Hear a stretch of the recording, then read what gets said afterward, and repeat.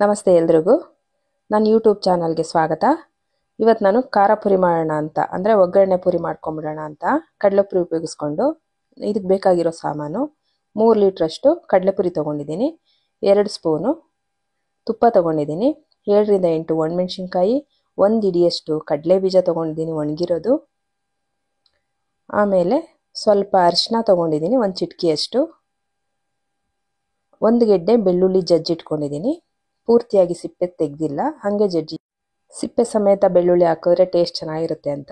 ಆಮೇಲೆ 1 ಅಂಗೈಯಷ್ಟು ಒಣಕೊಬ್ಬರಿನ ಸಣ್ಣದಾಗಿ ಕಟ್ ಮಾಡಿ ಇಟ್ಕೊಂಡಿದ್ದೀನಿ, 1 ಇಡಿಯಷ್ಟು ಕರಿಬೇವಿನ ಸೊಪ್ಪು ತೊಗೊಂಡಿದ್ದೀನಿ, ರುಚಿಗೆ ಎಷ್ಟು ಬೇಕೋ ಅಷ್ಟು ಉಪ್ಪು ತೊಗೊಂಡಿದ್ದೀನಿ, ಸ್ವಲ್ಪ ಉರಿಗಡಲೆ ತೊಗೊಂಡಿದ್ದೀನಿ, 1 ಇಡಿಯಷ್ಟು ಉರಿಗಡಲೆ ತೊಗೊಂಡಿದ್ದೀನಿ.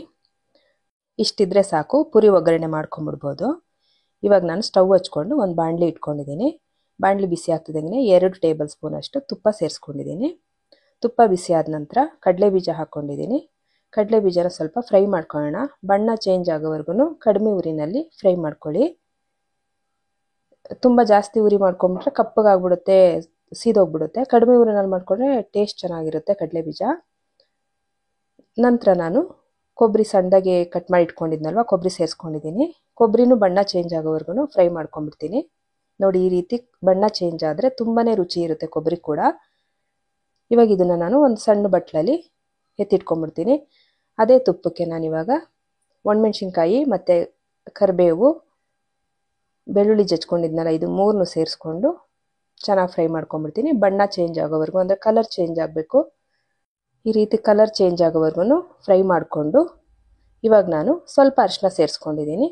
ಅರಿಶಿನ ಸೇರಿಸ್ಕೊಂಡು ಇದನ್ನು ಒಂದ್ಸಲ ಮಿಕ್ಸ್ ಮಾಡ್ಕೊಂಡ್ಬಿಡ್ತೀನಿ. ಚೆನ್ನಾಗಿ ಮಿಕ್ಸ್ ಆದ ನಂತರ ಇವಾಗ ಸ್ವಲ್ಪ ಉಪ್ಪು ಸೇರಿಸ್ಕೊತಾ ಇದ್ದೀನಿ. ಕಡಲೆಪುರಿನಲ್ಲೂ ಕೂಡ ಉಪ್ಪಿರುತ್ತೆ, ಅದರಿಂದ ನೋಡಿಕೊಂಡು ನಾವು ಉಪ್ಪು ಸೇರಿಸ್ಕೋಬೇಕಾಗುತ್ತೆ. ಸ್ವಲ್ಪ ಉಪ್ಪು ಸೇರಿಸ್ಕೊಂಡ್ಮೇಲೆ ನಾನು ಉರಿಗಡಲೆ ಕೂಡ ಸೇರಿಸ್ಕೊಂಡಿದ್ದೀನಿ. ಉರಿಗಡಲೆನೂ ತುಪ್ಪದಲ್ಲಿ ಸ್ವಲ್ಪ ಫ್ರೈ ಆದರೆ ತುಂಬ ಚೆನ್ನಾಗಿರುತ್ತೆ ಟೇಸ್ಟು. ಇಷ್ಟಾದಮೇಲೆ ನಾನು ಕಡಲೆಪುರಿ ಸೇರಿಸ್ಕೊಂಡ್ಬಿಡ್ತಿದ್ದೀನಿ. ಕಡಲೆಪುರಿ ಸೇರಿಸ್ಕೊಂಡಾಯಿತು. ಇವಾಗ ಚೆನ್ನಾಗಿ ಮಿಕ್ಸ್ ಮಾಡ್ಕೊಂಬಿಡೋಣ. ಸಿಮ್ಮಲ್ಲಿ ಇಟ್ಕೋಬೇಕು ಉರಿನ. ಉರಿ ಜಾಸ್ತಿ ಮಾಡಿಕೊಂಡ್ರೆ ಸೀದೋಗ್ಬಿಡುತ್ತೆ. ಕಡಲೆಪುರಿ ಆಗಲೇ ಫ್ರೈ ಆಗಿರುತ್ತಲ್ವ, ಅದರಿಂದ ಉರಿ ಸಿಮ್ಮಲ್ಲಿ ಇಟ್ಕೊಂಡು ನಾವು ನಿಧಾನಕ್ಕೆ ಕೈ ಆಡಿಸ್ತಾ ಬರಬೇಕು. ಚೆನ್ನಾಗಿ ಮಿಕ್ಸ್ ಆಗಬೇಕು.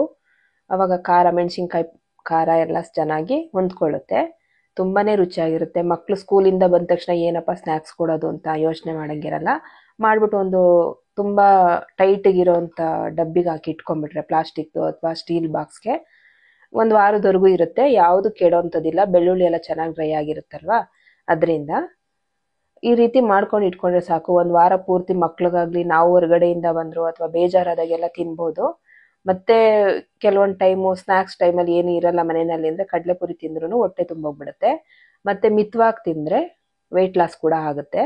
ಅದರಿಂದ ಹೇಳಿದೆ, ತುಂಬ ಚೆನ್ನಾಗಿ ಮಾಡ್ಕೋಬೋದು. ಇವಾಗ ನಾನು ಮಿಕ್ಸ್ ಆಯಿತು ನೋಡಿ. ಮಿಕ್ಸ್ ಆದಮೇಲೆ ಇವಾಗ ಕೊಬ್ಬರಿ ಮತ್ತು ಕಡಲೆ ಬೀಜ ಎತ್ತಿಟ್ಕೊಂಡಿದೆ ಅಲ್ವಾ, ಇದನ್ನು ಸೇರಿಸ್ಕೊಂಡ್ಬಿಟ್ಟಿದ್ದೀನಿ. ಸೇರಿಸ್ಕೊಂಡು ಒಂದ್ಸರಿ ಚೆನ್ನಾಗಿ ಮಿಕ್ಸ್ ಮಾಡ್ಕೊಂಬಿಡೋಣ.